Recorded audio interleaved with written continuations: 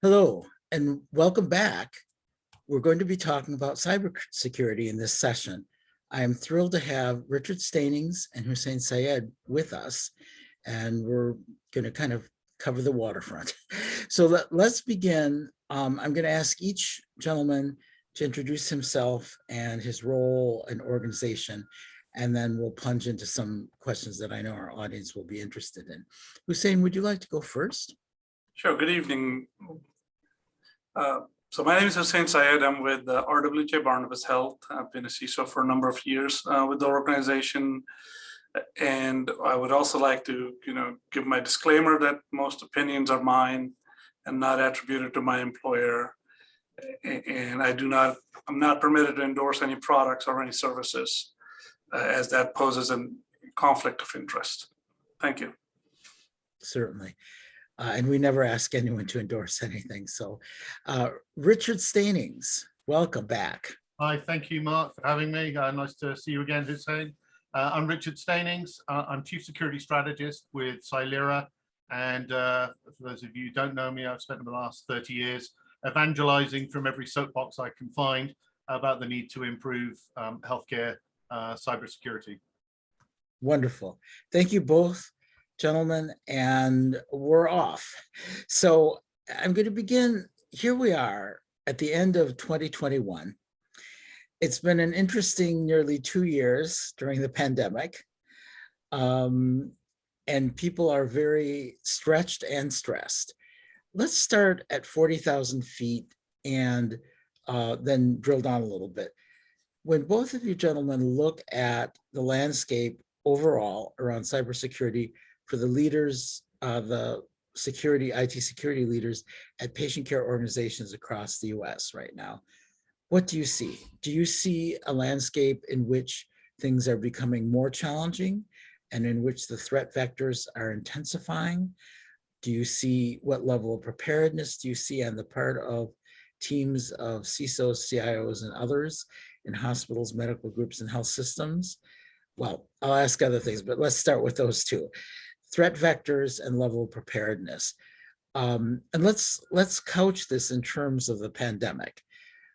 We know that in March and April of last year, people had to scramble because we had to make as much care delivery remote as possible immediately.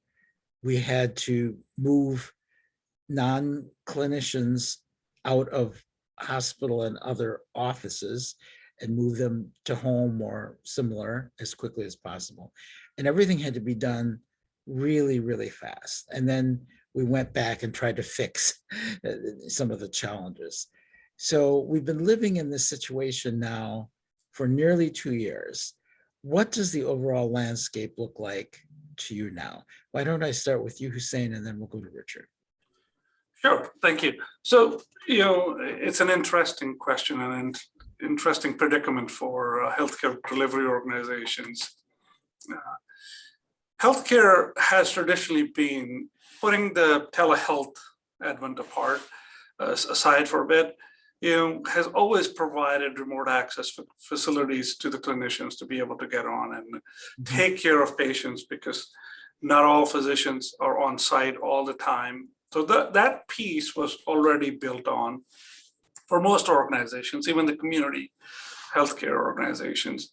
What needed to be done was there was a large segment of workforce that needed to be moved into remote worker environment, for example, supply chain, other ancillary services, revenue cycle management, those types of stuff. So it took a bit to kind of get that all set up for most or almost all the organizations that are in that space had to kind of build that. But healthcare had realized that, cyber threats are growing, they're looming. So whatever decisions had to be made had to take that into account as cyber first or cybersecurity first. Now let Richard opine on the national state of affairs there, because he has a lot more insight into how most organizations are building and fighting the cyber threats that they're experiencing or seeing. But from a practitioner side, and speaking with most of the CISO colleagues in the healthcare space, it seemed like that, it had to be done quickly, but, most healthcare organizations persevere in, during calamities or, catastrophes. So it wasn't that difficult. Where the challenges were phishing and other type of attacks that were coming, because those are most opportunistic threats that can be launched against not just healthcare, but any organization. But I'll pass it off to Rich to kind of give us a better perspective on it. Yeah, so as you say, Hussein, I think there was a massive pivot, right? When COVID started to rear its ugly head out in China, and we all started to ready and prepare ourselves for the what became the global pandemic, essentially. We had to pivot very quickly to new delivery methods in the healthcare space, obviously telehealth, telemedicine, other remote medical services. And a lot of hospital systems, particularly forward-thinking ones like Robert Wood Johnson Barnabas, had a lot of that technology infrastructure in place to support that sort of pivot. But there was a massive change that needed to happen, particularly among small providers. The second pivot that happened was that all non-essential workers were sent home, including hospitals, right? So unless you were clinical, you weren't needed on-prem, unless you were a senior executive, in which case you probably came in a couple of days a week, right, to make sure that everything was hunky-dory. That meant that the threat surface just changed by several orders of magnitude. You've got patients now that are accessing your systems from all over the country, essentially, right? And you've got staff who are accessing your systems via hopefully a VPN from their homes, right? And instead of you having to secure 20,000 people in 4 locations, you're now supporting 20,000 people in 20,000 locations, right? Many of which don't have secured home networks to the extent that your office environment would provide. And of course, there were a lot of issues around how do we enable telehealth and telemedicine and other remote services out to our patients so that we can do video consults, essentially using Zoom or Skype or WebEx or other technologies that hadn't explicitly been authorized and weren't certainly at the beginning weren't encrypted, weren't very secure, and we had to have exceptions made to the HIPAA security rule so that doctors could see patients safely, right? So that change in threat surface, I think, opened up the floodgates for perpetrators of cybercrime to come at us, right? And we have seen, in fact, I was reading a report over the weekend that said there was a 600% rise in cybercrime since the beginning of the COVID pandemic, 18 months ago. So I think that shows the level of opportunity that there was for cyber criminals and nation states to attack our health system. And there are really 2 groups of perpetrators that we're seeing on a fairly global scale here that are doing the cyber attacking, the most obvious of which is the organized cybercrime groups coming out of the former Soviet Union that can operate with near impunity, provided they don't attack their own systems. And we've seen a lot of the headlines, headline attacks, the ransomware attacks, the other forms of cyber extortion that are being run by these criminal gangs, essentially. And they collaborate. There are specialist groups that specialize in getting a foothold on a network, others that will then sell that to other groups that will then exploit it, to others who will then exfiltrate information, to others that will then run extortion campaigns. And it's highly organized like a business, right? The biggest attackers, though, by volume are really the nation states. And one in particular in Southeast of the world. And that has really been about the exfiltration of medical research, particularly clinical formulations around COVID treatments and COVID vaccines. And we saw at the beginning of 2020, significant people in the government get involved to offer threats to say, if you don't, stop, hacking our research facilities, our pharmaceutical companies, our research universities, there will be very, very severe repercussions. And they kind of backed off a little bit, but there is still a massive level of a cyber attack that goes on against US institutions, from SolarWinds that was operated by the Russians, to Hafnium that was operated by the Chinese, to a mix mash of those where cyber criminal gangs have essentially got in on the exploits of both of the nation states, and have leveraged that foothold for more extortion-based attacks. So overall, there's been a rapid rise, and I'm not trying to seed fear, uncertainty, and doubt here, but I think it's borne out in the facts that times have changed significantly.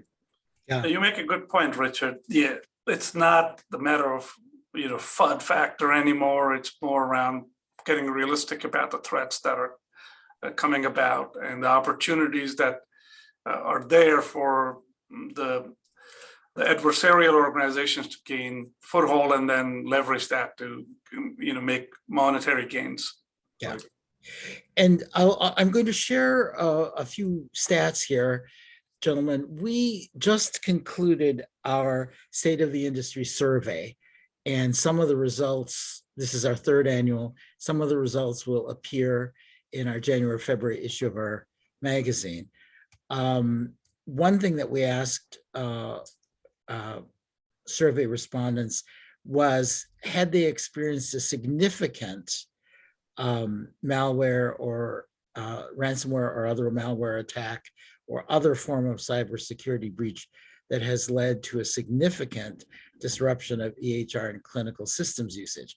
Now, obviously, the word significant is subjective or certainly is subject to individual assessment, but asking them about significant disruption, 15.84% said yes, they have. 72.28% said no. Again, everyone judges the word significant in their own way, and it's possible that some people have had breaches that others would call significant that they don't. But what do you both think about that response, that when we ask them about significant breaches, nearly 16% of respondents said yes? Richard, why don't you give your overall perspective on that?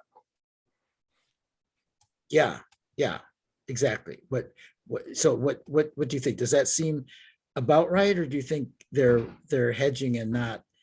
Do you think they're understating what may have happened to them? Richard, what do you think?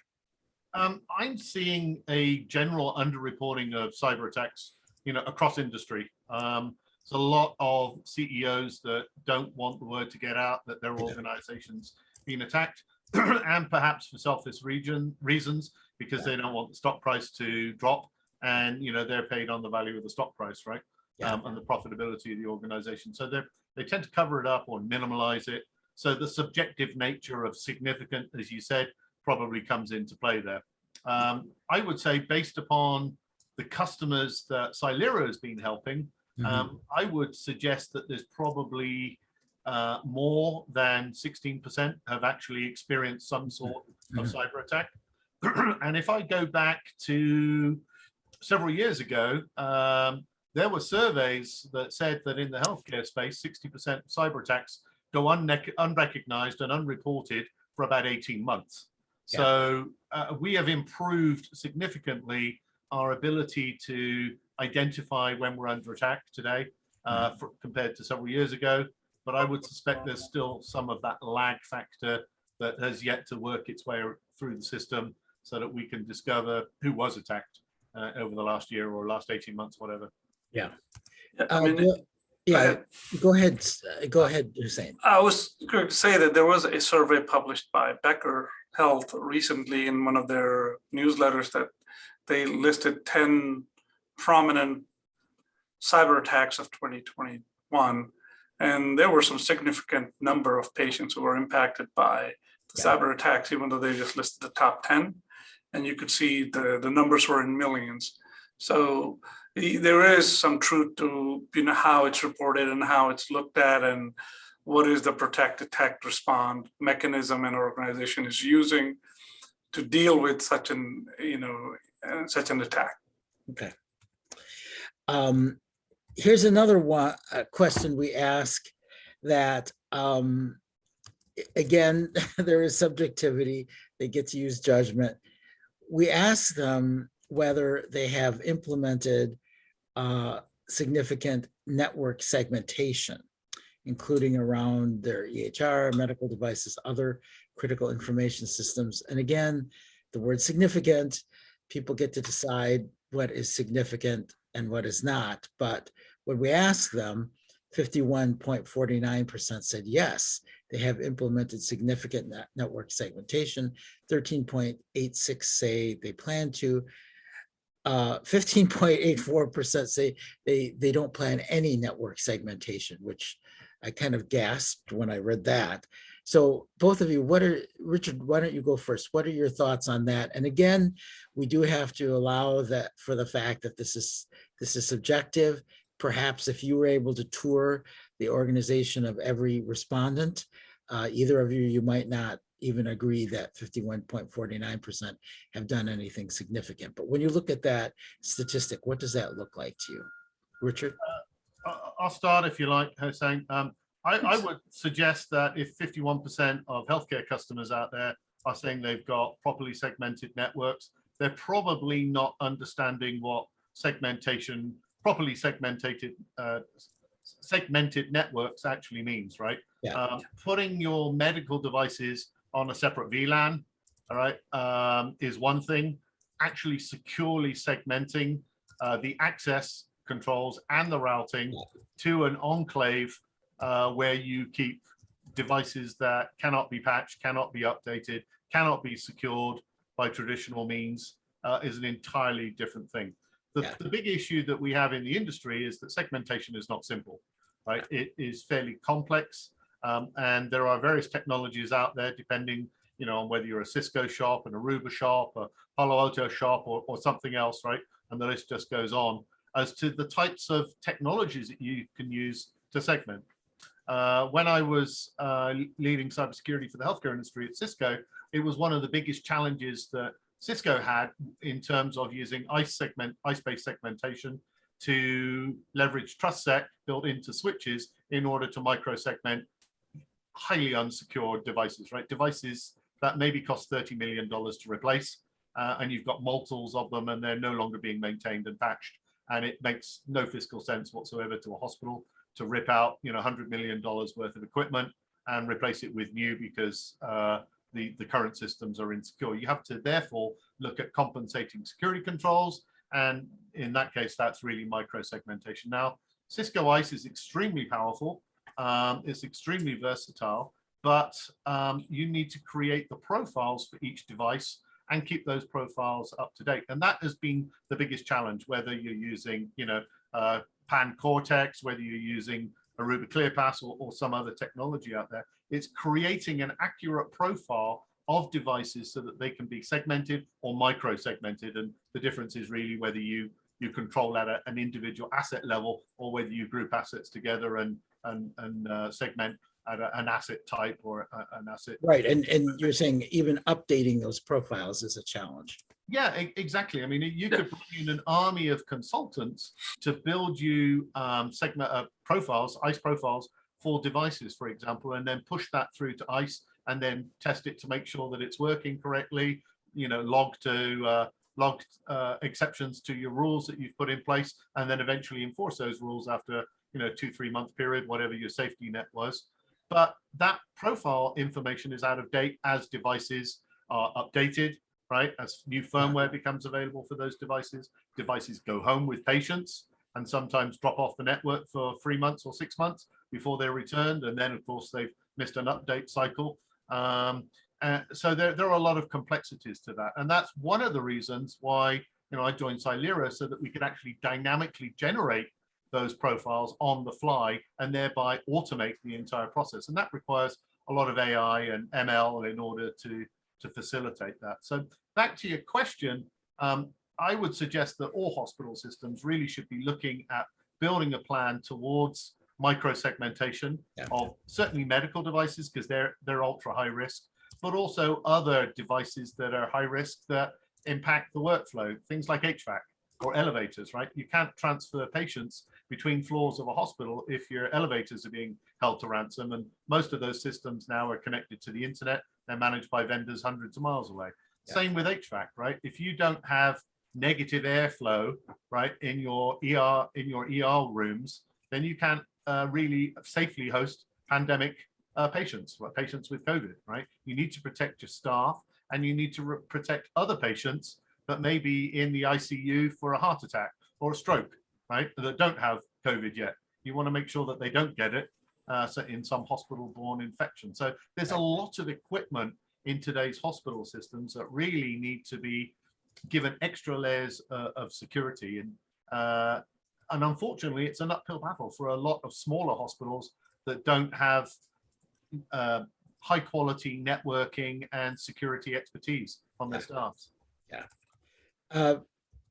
Hussein, your thoughts? Yeah, so Richard hit it on the head. You know, it's just not about segmenting a few classes of equipment when it's on the network. The networks are large. They comprise of all kinds of equipment, you know, IT managed, non-IT managed, you know, operational technologies, medical operational technologies. So the segmentation is now, you know, getting moved into zero trust type of networking, right? Where it's just not segmentation, it's identity management, it's profiling, it's policy implementation, it's change management, and and on top of all that is governance. How do you make sure that, you know, you are applying those governance policies so that if you have somehow been lucky enough to do this segmentation or micro-segmentation one time, how do you maintain that over a course of period? Like Richard mentioned, right? Changes are being made, equipment's being added, upgraded, code changes are taking place. So simply to say that, you know, we're doing segmentation and we are in this journey at a certain stage, I would argue that it's a continuous battle for large enterprises, not just healthcare, but any large enterprise that's looking at securing their environment. Pharmaceuticals have the same challenge of, you know, securing the factory floors. Things that they hadn't even thought about are now become serious cyber threats. Same thing applies to, you know, healthcare delivery networks. You have your diagnostic equipment, you have your care equipment, you have your IT systems, you have operational technologies, card key systems, HVACs, cameras, you know, there's, you name it and it's there because everyone wants to, you know, leverage the digitization of this. So yes, I would say that 54% is a rather high or naive number to be presented for segmentation. It's probably much lower because understanding the way applications behave, how access controls work, in itself, it's a large challenge. Right. And another great insights, gentlemen. Another question I have for you. Well, we asked the question, and I'm going to ask you a question that wasn't directly asked, but that came out of it. We asked respondents how often they backed up their core systems, whether daily, once a week, once a month, et cetera, et cetera. This would have gotten a little bit detailed, but I wanted to know, and so this is not directly in the survey, but how often are people doing backups of audits? Or I mean, audits of backups, excuse me. And one of the questions I've had for a few years now is, what do people even understand that just backing up is not enough? That backups can be corrupted and that you have to have governance around backups. Richard, your thoughts on audits of backups, and then I'll ask Hussein also. Yeah, absolutely. So backups really are you know, 1990s speak, right? Making sure you've got a backup and it's, you know, it's backing up the right stuff and someone goes along and checks it. And obviously, you know, periodically you do a restore to validate that the information you backed up is what you expected it to be, right, and that your systems can still work. I would suggest the argument is not around effective backups, because anyone who's not doing backups today, statistically or probability wise, should be out of business at this point, right? Yeah. Given the level of attacks that we're having. And also, you know, unless backups are isolated, disconnected from the network, then there's a good chance that your backup's going to be encrypted by the same ransomware that takes down your servers, your workstations, and everything else, right? So you need offsite backups that are disconnected, and you need, you know, very, very good restore capabilities. Now, the biggest issue with backups is that it takes a long time to restore all of that data to all of those systems after you've forensically wiped, maybe, you know, had to replace hardware, right? In the case of, you know, something that maybe got into the firmware, for example, to gain persistency over the systems. And we're seeing that from nation state attackers, right? We're seeing firmware attacks that will get into the BIOS and then just reload the backdoor into the system. In fact, we're even seeing embedded chips in PCBs coming out of China, right? If you read the Bloomberg article earlier this year about that. So these are the types of attacks we're taking. So I would suggest that really the argument here is about resiliency, not about backups and restore capability. Okay. Hospitals, when we talk about security in any industry, we're talking about protecting the confidentiality, the integrity, and the availability of health IT systems and HIOT systems and the data that are contained in those systems. Now, the biggest issue with all of these ransomware attacks is the impacts to patient safety, right? When the NHS lost a large number of its hospitals to ransomware, to WannaCry, for example, patient services were cancelled or postponed for many months. Many critical patients were not able to see their doctor, their oncologist, whatever, for a long period of time. And that probably, although there's no data to back that up yet, probably had some impact on patient morbidity and patient mortality, right? So in the healthcare space, we are highly concerned about protecting patient safety and making sure that we can treat patients in a timely manner. So I would argue that in terms of resiliency, what we need is active technology stacks to support the delivery of care to our patients, rather than active passive or active, you know, cold backup based systems that we can restore from. If you cannot switch over your instance of Epic to another instance, or Cerner to another, and all of your other clinical systems within the space of an hour or so, then that is going to have a negative impact on patient safety. It's also going to mess up your workflows, your physicians, nursing staff, everyone else is going to be significantly impacted. And we don't have the extra capacity in our healthcare delivery system today with COVID to buffer patients, right? To say, I'm sorry, there's a 4-hour delay because we're just restoring the system, right? You can all sit here and wait. We don't have that capacity anymore.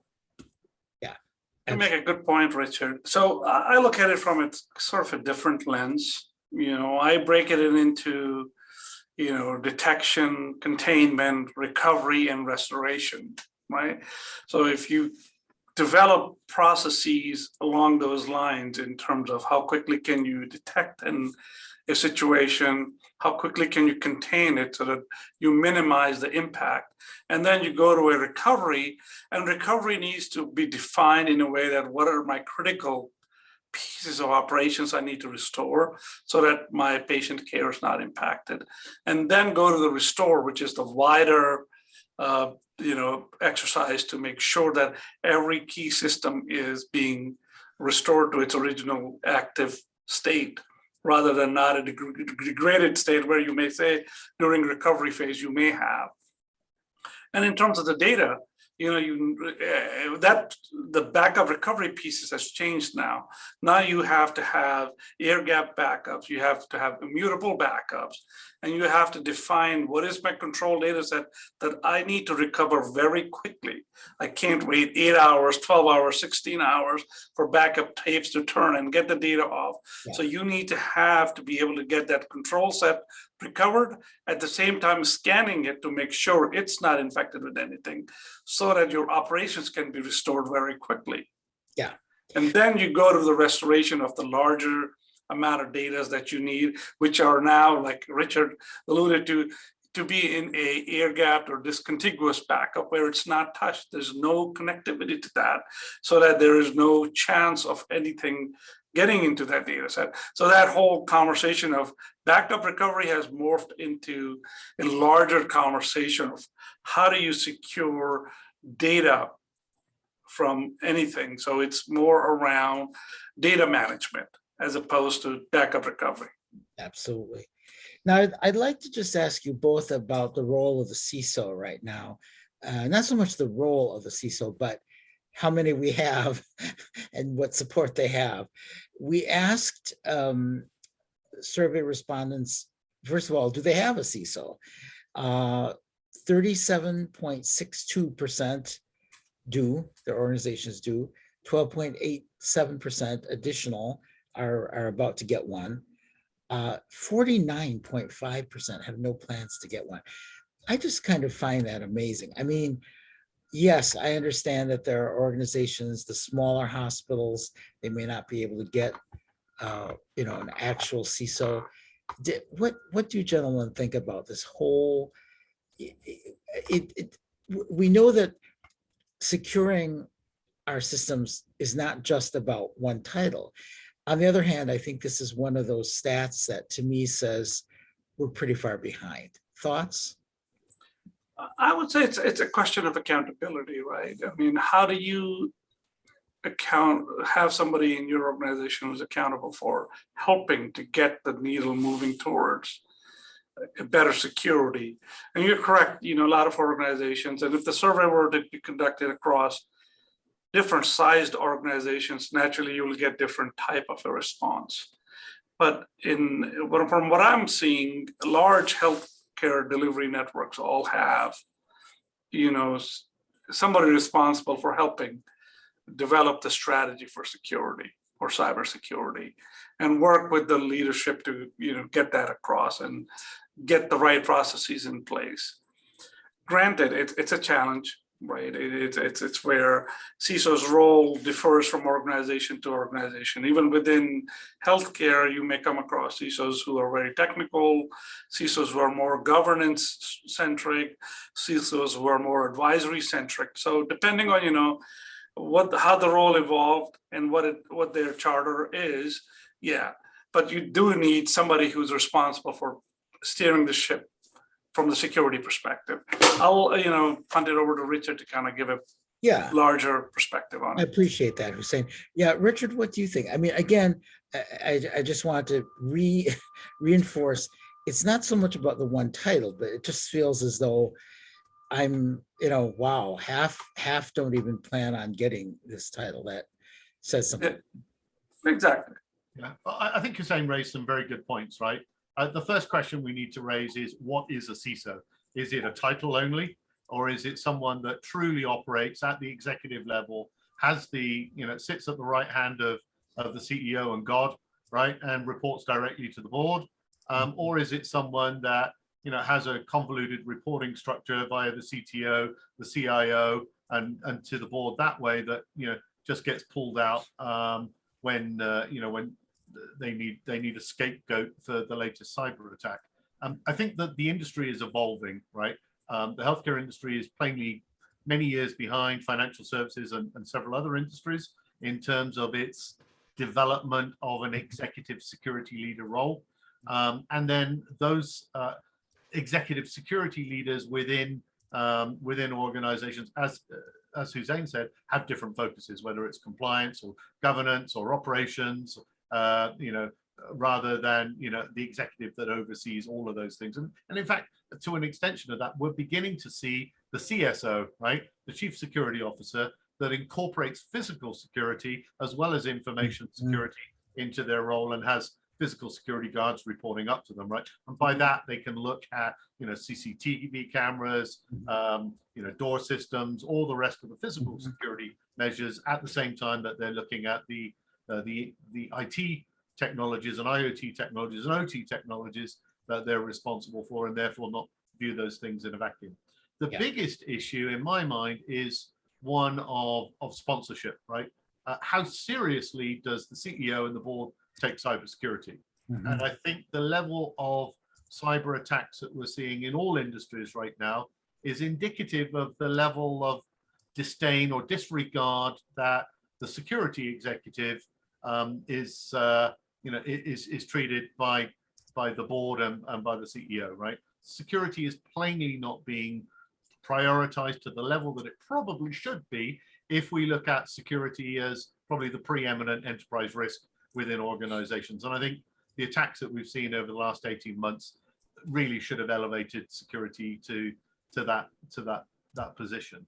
Yeah. It really comes down to a question of organizational governance, organizational awareness of enterprise security risks, a risk-based approach to running a company or any not-for-profit organization or government organization, for example, and the level of risk appetite.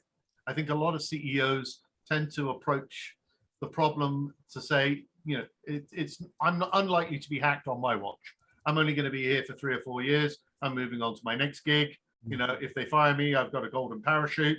So I'll take my millions, take 3 months off, go to Bermuda or hit the beach. And then I'll pick up my next gig along the way, irrespective of the risks that may be posed to my organization. I think we're getting away from that kind of mentality, but it's plainly still out there today. It's highly unfortunate. Yeah. Do you see organizations getting more serious now, though? I think they have to, right? Because they've tended to fob things off on breach insurance, right? So a lot of CEOs and CFOs that I know I've spoken with said, yeah, cybersecurity is important. We've got a security leader, a CISO, or a director of security, or whatever, but we don't spend an awful lot of money on it, right? We spend a small percentage of our IT budget on cybersecurity. If you compare that with the banks that spend a good chunk of their profit on cybersecurity, you'll understand the difference in prioritization of security. Right. And I'll just follow up, Richard, then I want to hear from Hussein on this, but we're hearing that it's harder to get cybersecurity insurance, and they're being much more rigorous about if you don't do all the things you're supposed to do, then you might not be covered when something happens. Yeah, premiums have doubled for most of the customers I've spoken with. Yeah. In fact, they've gone up more than 2x in many organizations. And I think that's an adjustment of the risk factors. There's also a problem of contributory negligence where you may have $5 million of breach insurance, but after a breach, the insurance company does an investigation and tells you that you contributed to the loss because you didn't have in place effective cybersecurity controls, and therefore they're going to reduce your $5 million payout by 4 million because of your ineptitude to put in place defenses. You hit it on the head, Richard. I think it's a question of actuarial analysis, right? That the insurance companies base their premiums and their cost management based on how much data they have. Auto insurance, flood insurance, other property insurance, business interruption insurance have had all that data, and they've had the opportunity to use it to build the models they need to build to charge premiums. Cyber insurance is just so new. Initially it was just happening where they were writing policies and fewer claims were coming in. But today, you see a lot of claims coming in for cyber insurance, mostly around the business email compromise, where the extortion or the misdirecting of funds has taken place. And I've heard that, some large insurers are actually looking to deny claims if a nation state activity is involved. And how do you define that? That's a different issue. I'm not a lawyer or a insurer, so I really couldn't, comment on that. But that just becomes concerning that if a insurance claim is filed by an organization and it somehow turns out to be nation state activity, that claim would not be honored, and then there'll be, subsequent litigation or whatever else is needed to kind of address that. But it's going to become harder and harder to get cyber insurance, that's for sure. Yeah. And that's just because the cost of remediations are going up, and losses are getting to be much higher because of the length of interruption of service. Right, exactly. So I just want we only have a little time. I want to ask you both 2 questions. The first is, what does the landscape look like in the next couple of years around everything we've talked about.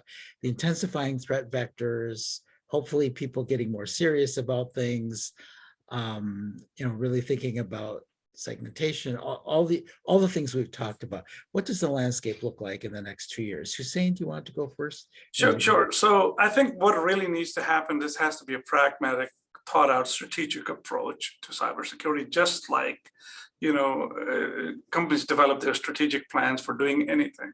You have to look at what's the foundational controls that are needed and how those could be built so that advanced and mature controls can be put on top of those. I think it's kind of scary to think that I'm going to go out and buy the brightest, shiniest solution and it's going to solve my problem, because it's a people, process, technology issue. If you don't have the right people in place to do the right risk assessment, right understanding of how your business operates and where the gaps are, and then take the technology to build security controls around those gaps. Once you have fixed those foundational issues, and that's where you'll probably spend most of your money, to then go and seek out mature solutions to overlay or advanced solutions to be put on top of it, and then start to have some better, proactive security, and build those around some sort of a framework, whichever framework fits the need of the business, and have that umbrella of governance around it, collect the right metrics to build, key performance indicators, key risk indicators, and use those key indicators to educate the non, cybersecurity executives, because they need to understand what they're dealing with. Telling somebody we have a risk, or showing them what the risk is and what can happen if that risk is realized, gives them a better quantification, and they can allow you to have more funding or less funding depending on where you are in that cycle. So that's really what I would say, but I'll let Richard express better. Yeah, I think you raised a good point there, Hussein. I mean, it's about a risk-based approach to cybersecurity. Controls-based approaches are, something from the 1990s to hark back to it again. And risk transference to insurance is no longer the option that it once was, or the affordable option that it once was. But I think there's a bigger question to be had here. We've already talked about the rising threats, right? 600% increase in cybercrime since COVID kicked off. And that is going to continue because it's highly profitable, right? There's lots of money to be made in it, and perpetrators can act with near impunity, right? Until such times as we start sending in drones, or start putting a UN charter together to take out perpetrators and incarcerate them, they're going to continue to to see this as a profitable avenue. I would say there's a bigger question in healthcare, and that is the fact that it's constantly changing. The speed of change of technologies, of interoperability, of digitalization, of the use of AI and ML for clinical decision support or medical imagery or whatever, right, is really taking off. We're at the bottom of the slope right now, and I see an almost exponential rise in the curve of the adoption of new technologies, whether that's medical wearables, right? We've all got Apple Watches on our arms that measure our EKG and our level of activity or inactivity in some people's cases, right? We've got all kinds of other devices around the home, consumer devices that are being that we're leveraging. Many consumer devices are now being reported directly into EMRs, which leads to a question of connectivity and the risks that provides, and secondly, the integrity of the data that's being reported, because we can all strap an Apple Watch to our dog's leg and have them run around the backyard for a couple of hours and make it look like we're extremely active when we're not, right? And our cardiologists could be fooled by that information. But there's also the rise in other technology in our hospitals, right? But some of which I talked about in general. There's a 20% per annum rise in the level of IoT devices and other medical devices in hospitals. They now outnumber traditional IT by a factor of 3 to 1, and that is increasing. So the paradigm is changing here, and we need to adopt our security approach using a framework, as Hussein said, whether it's NIST CSF, ISO 27001, or CIS CSE, or some other framework, right? So that we're looking holistically at the problem rather than at point solutions, and which is the way traditionally the healthcare industry has tended to focus. Yeah, but to put it simply, security is not a tactical business anymore. It really is a strategic approach. Absolutely. And last question, we just have a couple minutes left. I'll ask each of you to give our audience advice, whether they're seeking it or not. But no, we are seeking it. Advice based on everything we've just talked about, based on the risks, based on the changing landscape. If this is your elevator speech, if you have less than 2 minutes with a colleague who you just met over coffee, and they say, well, what's your advice? And you're going up to the 10th floor from the first floor, and that's how much time you have.